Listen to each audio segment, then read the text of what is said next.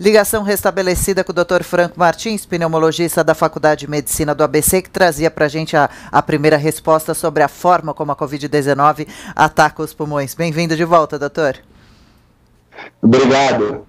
Então, retomando, o vírus ele é inalado na via respiratória e se liga a receptores dentro da nossa via aérea, dentro do nosso pulmão. E ali ele provoca uma resposta inflamatória. Essa resposta inflamatória, essa inflamação prejudica essa transição, a passagem do oxigênio e do gás carbônico. Por isso, com a queda dos níveis de oxigênio, as pessoas apresentam a falta de ar, indo então ao pronto-socorro, aos hospitais e buscando ajuda.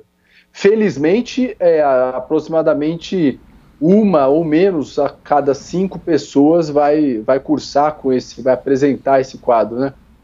4 em 5 vão ter sintomas leves e ficar em casa.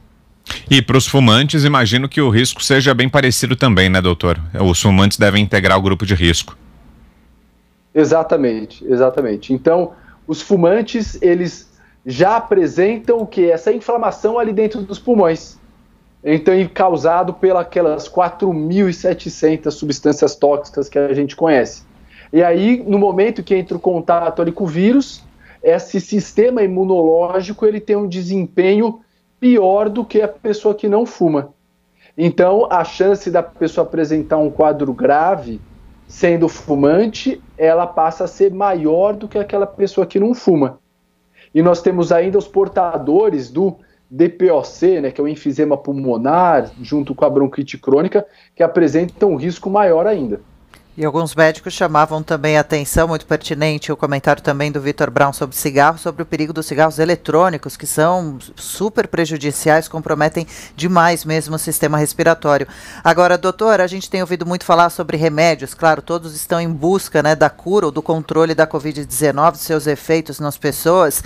A cloroquina, a gente tem conversado com médicos especificamente que tratam do coração, cardiologistas, falando sobre alguns perigos, né, contraindicações de efeitos colaterais.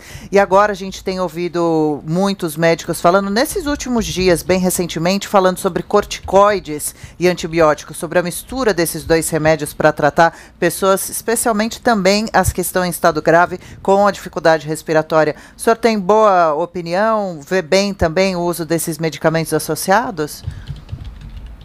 Sim, esse é um tema importante. Voltado aqui para os cigarros eletrônicos e narguilé, o ponto importante aqui é o quê? A pessoa que fuma um narguilé, ela não fuma sozinha. São os jovens que fumam nos grupos, juntam 3, 4, 5 pessoas, e aí surge o quê? A possibilidade de transmissão do vírus. Verdade. Então, esse é o cigarro eletrônico também, né? As pessoas às vezes passam de um para o outro, e aí existe a possibilidade de transmissão do vírus aí que é importante ressaltar. Quanto ao uso dos corticoides, é um ponto super importante porque existe uma confusão que às vezes algumas pessoas fazem. Uma coisa é o corticoide em comprimidos, outra coisa é o corticoide inalatório.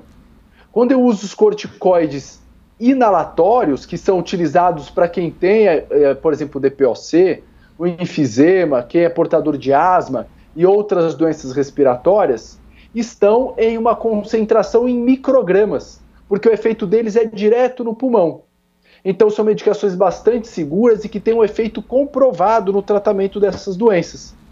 Inclusive, as recomendações das atuais sociedades, não só do Brasil, mas americanas, da Europa, trazem como um fator muito importante com que as pessoas continuem o uso regular desses medicamentos, das bombinhas, das medicações em pó que as pessoas aspiram.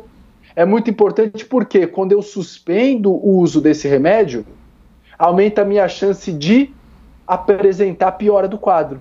E aí eu sou uma pessoa que piorou a minha asma, piorou meu DPOC, por exemplo, meu enfisema, não tenho coronavírus, não tenho quadro viral e acabo precisando de auxílio médico.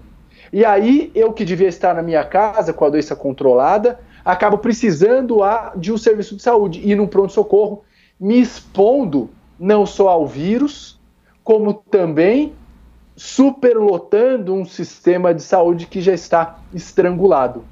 Então é uma questão de saúde pública que as pessoas continuem o uso dos seus corticoides inalatórios na forma de bombinhas ou em pó, e que existe uma diferença entre as medicações inalatórias e os comprimidos. Então é muito importante para não ser você que usa essa medicação mais um lá no pronto-socorro por piora da sua doença, tanto com o risco de pegar coronavírus, quanto também pelo a superlotação naquele serviço. Ô doutor, e existe um risco de que o coronavírus acabe até prejudicando a descoberta de novos casos de pessoas com doenças pulmonares, ou seja, que a pessoa acabe contraindo o coronavírus e isso engane o diagnóstico, ou seja, os médicos percebam ali um problema no pulmão, mas acabem relacionando isso ao coronavírus e a pessoa acaba então não descobrindo que tem a doença pulmonar, o coronavírus mascarando a doença já existente. Há o risco de que isso aconteça ou não? Existe sim esse risco, porque quando a gente admite esse paciente num pronto-socorro, numa internação hospitalar, qual que é a primeira coisa a se pensar? É observar se essa pessoa tem coronavírus ou não, porque ela necessita de medidas de isolamento, uma terapia rápida, direcionada e, principalmente, ela ter a sua condução adequada. E como eu tenho sintomas como falta de ar, tosse, as pessoas podem ter expectoração, isso se confunde com sintomas das doenças respiratórias crônicas, como a asma e o DPOC. Talvez a gente pode utilizar alguns pontos para diferenciar entre o coronavírus e essas outras doenças. Então, como você mencionou, a gente pode citar, por exemplo, a febre. Então, a febre ela não é muito comum nas doenças respiratórias crônicas. Elas, a maioria das vezes, se apresentam como uma falta de ar progressiva, que vai aumentando com o tempo, principalmente na DPOC, e um catarro bem espesso, uma expectoração bem espessa junto com tosse. Já no quadro de coronavírus, essa febre ela já é mais alta, porque eu tenho a liberação de várias substâncias inflamatórias, estimulando o aumento da temperatura. E o principal para o paciente portador da doença respiratória crônica é conheça o seu normal. Se você tem um diagnóstico de asma, você sabe como é a crise de asma. Então você pode ter uma orientação que foi dada pelo seu médico previamente, para se portar ou tomar as medicações voltadas para o que parece ser uma crise de asma, né, baseado naquelas que você já teve. O paciente com DPOC apresenta crises de sintomas, de pioras dos sintomas, que nós chamamos de exacerbações. Então, o paciente que já teve uma exacerbação, ele deve entender, puxa, os sintomas estão parecidos com a exacerbação, né? Eu vou seguir as orientações que eu tenho do meu médico nesse sentido. Então, a gente tem um ponto voltado para as doenças cardiovasculares aqui também.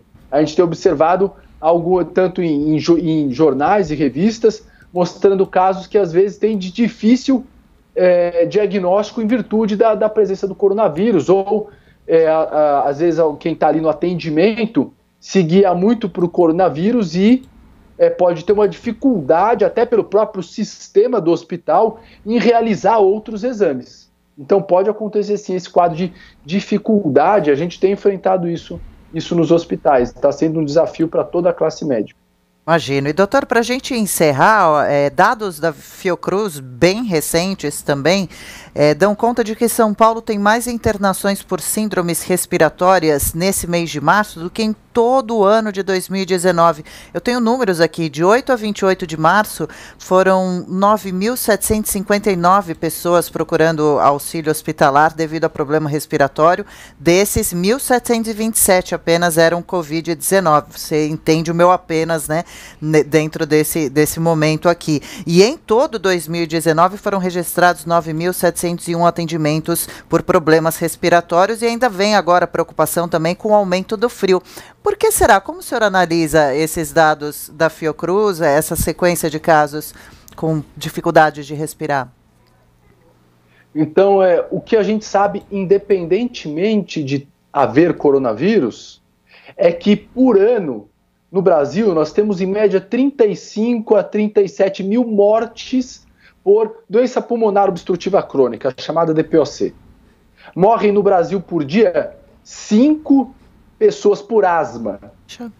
Essas pessoas que têm essas duas patologias continuam tendo as exacerbações de DPOC, procurando os hospitais de pronto-socorro, continuam tendo suas crises de asma e procurando os hospitais de pronto-socorro. E isso pode se intensificar com a presença dos vírus. E existe um outro ponto, que é essas pessoas que têm asma e que têm DPOC, que é o grosso, o grande perfil das doenças respiratórias crônicas, passam a ter o quê? Mais medo de que seus sintomas sejam uma doença pior, como, por exemplo, coronavírus. Então, o paciente asmático passa a ter aquele receio de, nossa, será que é uma crise de asma, onde eu devo aumentar a minha medicação inalatória, conforme conversada com o meu pneumologista, meu médico? Ou será que é um quadro de coronavírus e eu tenho que ir no pronto-socorro e passar por um atendimento e fazer o teste? Eu quero saber se eu tenho ou não. Claro. Então nós passamos a ter esse ponto das pessoas terem realmente um medo de ter aquela patologia ou não.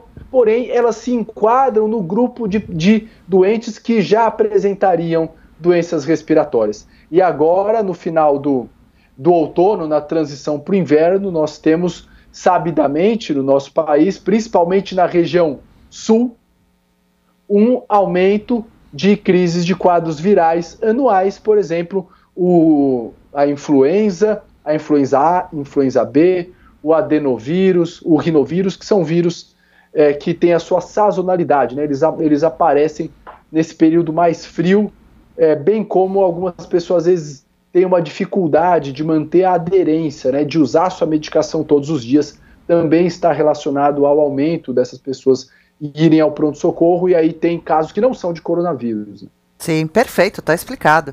Muito obrigada, Dr. Franco Martins, pneumologista da Faculdade de Medicina do ABC. Boa terça-feira, obrigado pelo seu tempo conosco mais uma vez e até uma próxima. Eu que agradeço, até a próxima.